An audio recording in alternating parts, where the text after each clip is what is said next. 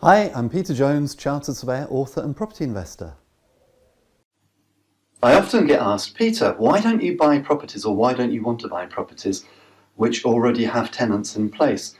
Well, as a general rule of thumb, I don't usually buy properties which have tenants in place. I say usually because there could be some occasions when I might consider it, but generally speaking, I don't consider buying properties which already have tenants in place.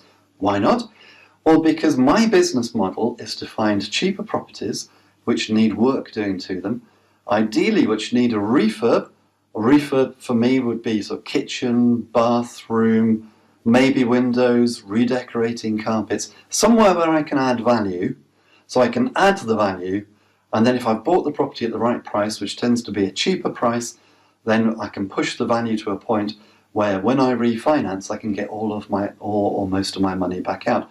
Now, the thing which I think is the case if there are tenants in the property, there are a number of things which I'll be thinking about. The first is, if somebody's selling a property with a tenant in place, why are they selling it? Now, it's not always the case, and it might not be the case, but it could sometimes be the case that they're selling it because the problem isn't the property, the problem is the tenant. And it may just be that I'm buying a problem tenant. So I'd want to be checking that very, very carefully before I bought a property with a tenant in. Second thing I'd be thinking is that in most instances, hopefully the tenant is looking after the property, and if they've been there for any length of time, hopefully the property is actually in quite decent condition, which probably means it doesn't require the in-depth refurb which I would like to do. It might not require a kitchen and bathroom. It may not require the windows. I don't know. Until I see it, I wouldn't know. But the chances are, if there's a tenant in place, it's probably a half-decent property. It isn't crying out for a refurb, which is the type of property I would normally like to buy. The other problem, of course, with buying a property with a tenant in is that there is a tenant in. So if I wanted to do a refurb, I've either got to move the tenant out and then move them back in again, or I've got to evict the tenant. Wouldn't really want to do that. It's somebody's home. So it becomes a little more problematic. I want to be able to buy a property, ideally, which is vacant, which is run down, where I can just go in, do the refurb, and then refinance it. It's much harder to do that if there's a tenant in place. Now, I did say earlier that there may be circumstances under which I might consider buying a property with a tenant in, and it all comes down to price.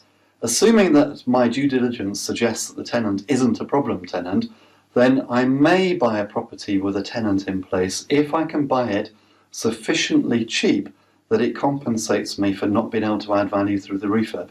Because if I can buy it sufficiently cheap and then wait a length of time before I refinance it, if I wait long enough, and it might have to be longer than the usual 6 months, I might have to wait a year or 2 years, but if at that point I can then refinance and get all or most of my money back out because I bought it cheap enough in the first place, then I may do that. But it all depends on the property and why I'd want it. If it's such a fantastic property that I couldn't possibly not buy it, then obviously that's a different matter altogether.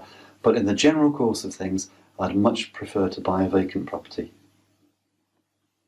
Well, I hope you found that informative and inspirational.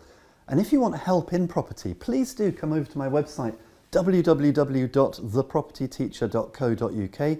Loads of great resources there, including my blog.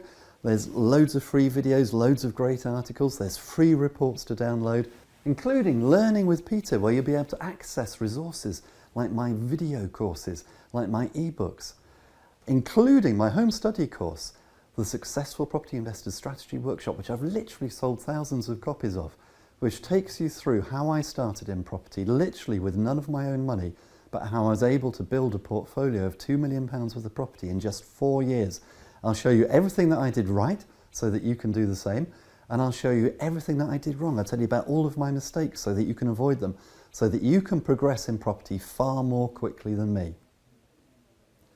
Until next time, here's to successful property investing.